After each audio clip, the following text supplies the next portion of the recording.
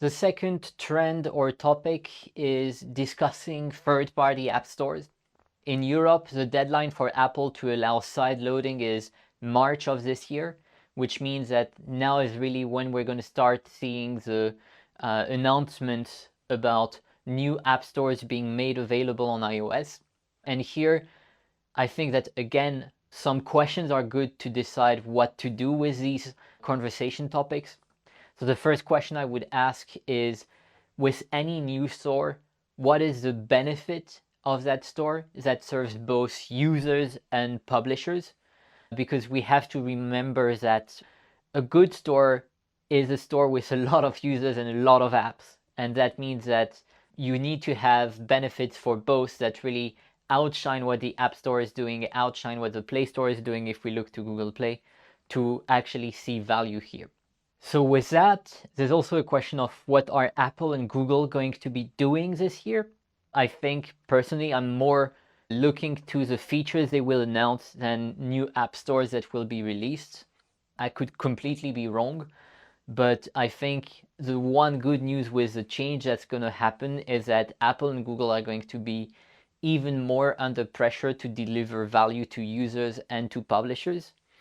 And so we already know that for Google this year, what's expected would be finally the release of promotional content to all publishers.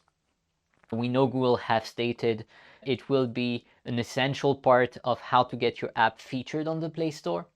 And they've also announced a test program for something called the Play Report in the US, where influencers will be presenting certain apps. So it looks like a new editorial effort that really goes with the notion of Gen Z being used to searching through video rather than through text. So it will be interesting to see how that experiment goes.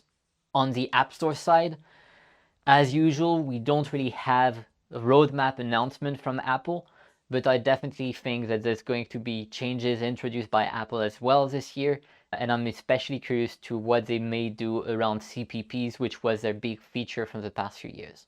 Now, the last thing regarding the conversation around third-party app stores is that obviously a lot of people are going to debate whether the 30% commission on in-app purchases taken by Apple or Google is going to change. What we know so far is that whenever Apple and Google have been forced by local authorities to allow for alternative payment solutions, Apple and Google have maintained commission fees around 26 or 27%, which would actually make the ability to charge users a smaller price based on lower fees extremely unlikely.